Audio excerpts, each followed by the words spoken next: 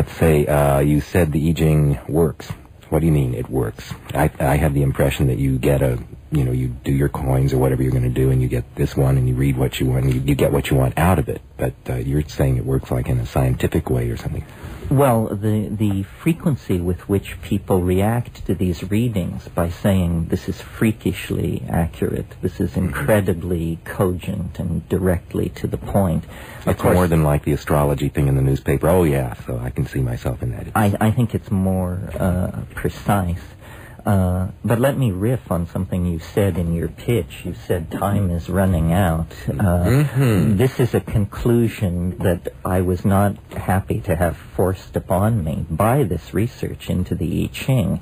It not only tells you or gives you this map of novelty of past and future, but for the map of novelty to fit the historical data, you have to swallow the very large and, for a rationalist, uncomfortable conclusion that the end of time itself, or a moment of universal novelty, very difficult to picture through the eyes of ordinary physics, is upon us, lies not that far in the future. And so this has given my career a peculiar spin, because here I am basically trying to be a scientific rationalist, but now burdened not only with a theory that predicts the future, but in the course of predicting the future, predicts that in 2012 AD, all of the novelty that has been unleashed over the past few billions of years, not only cultural and technological novelty, but the novelty of biology, the novelty of geology, all of these things reach some kind of crescendo of connectivity and intensity within the lifetimes of most of us. I basically have a theory of history which says history is not pushed by the events of the past unfolding their causal necessity. Rather, time is pulled into the future by a kind of attractor. And if you want to think of it beginning in a certain point in time, although I think it extends through the whole life of the universe, but imagine that a couple of million years ago, primates quietly living in the canopies of African rainforests got a yen, got a call, felt the touch. And from that point to this, it's been a slow, never faltering march on the part of our species deeper into a world of alien strangeness, a world no other animal knows, a world of symbolic activity driven by the imagination, first songs and stories, and then writing, and then mathematics and language, and then higher and higher technology. We are actually being sculpted in the image of an alien something that is making us like itself as we approach it through historical time. And some people say, well, this sounds like Christianity in a techno garb. Well, Christianity has a piece of the action. Any religion which spends thousands of years meditating on man's fate is going to get some part of the story right. And I think the Christian assumption of an approaching great change, or Art Bell calls it the quickening, it's all around us. It's perfectly obvious that the 20th century is the culmination of 10,000 years of culture, and that beyond the 20th century lies, quite simply, the unimaginable. Our notion of what it is to be alive, our notion of individual identity, our notion of our sexuality, our notion of being confined in physical space and time, all this is just dissolving. It has been dissolving throughout the 20th century under the impact of modern communications and so forth and so on. But now, with the internet, with the computer, with psychedelic drugs, with virtual reality, with the bringing of all cultures into the global family that speaks the language of modern science, we're clearly being sucked into something almost unimaginable, a singularity.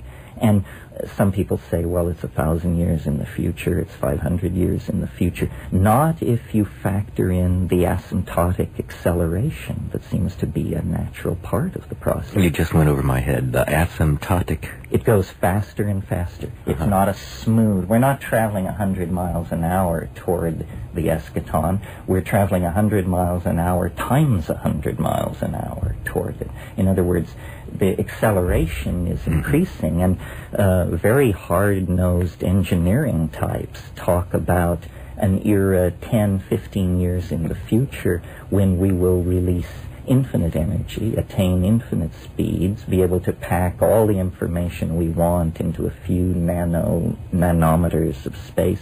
In other words, any engineering or social goal we can imagine is on the brink of achievement. Well, what lies beyond that? And is this a process which we are generating as we like to think? Or is it in fact that we're just a cork on the ocean riding an enormous wave that is now moving towards some crest where biology, which committed itself to culture and technology, is about to make a leap into hyperspace? Who knows? Out of time is what we are at the year 2012 on December the 21st, according to the calculations that you have done. But time is a funny kind of concept, and it's also a spice. We were being silly earlier today. And by the way, can you either of you remember, and Douglas Adams, Hitchhiker's Guide, and et cetera, isn't it 42 that they come up with as the number? Is the answer? Yeah, it is. It is 42. Okay, so how does that in any way figure into your calculations? Well, I think somebody figured out that there are 10 high 42 particles in the universe, or 10 high 42 possible interactions among particles. I'm sure he follows all this stuff very closely.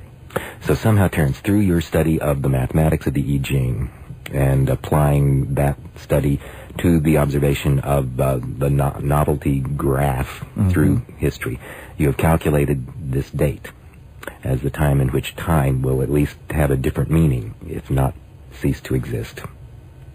So what will time be like then? What can we know? How did you I first want to know more. How did you come up with this date? I'm sure it had to do with a lot of big numbers and computers, but... Well, whenever you have a curve of any sort that you're trying to fit to data, which is a curve of another sort, there's mathematical protocols called best fit relationships. Essentially, you just move one along the other, measuring how well they fit together. And when you get the best fit, the two are in congruence.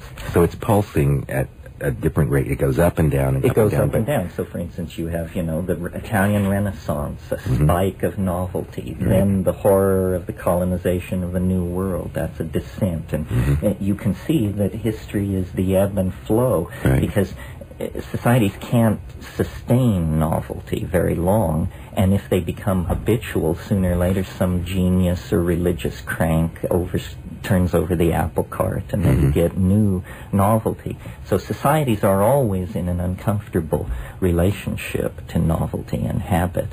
I've spent a lot of time trying to imagine what could happen in 2012 that would fulfill the graph, but not require the absolute transformation of all time and space forever. Since that's such a large cookie, I don't think I want to take a bite out of it. Hard to know what the recipe might be as well. One thing that's occurred to me that would very nicely fill the bill and make the prophecy come true and yet still leave us with a world you can walk around in is if time travel were to be discovered. If time travel of some sort were to be discovered, then the portrayal of cultural novelty on a time-scaled linear graph would become impossible. It's almost as though the data on the graph suddenly leaves the two-dimensionality and begins to move out toward the viewer. So then you could look at the time graph and say, aha, it worked until 2012 because at that point time itself became nonlinear because people began exploring time in all directions. If time travel were a real possibility, you would not only have an address in space, but some of us would choose to rusticate in the 11th century, and some of us would choose to live in 22nd century Manhattan. So we would have time-based addresses as well as space-based addresses. And, of course, you couldn't describe historical change, well, for history to exist, it requires seriality of events. If the event system becomes non-serial, then you can't speak of history anymore. Something very large like this is happening to us. Perhaps we're going to form a symbiotic relationship with solid-state machinery of some sort. Lots of people are cheering that on. Now,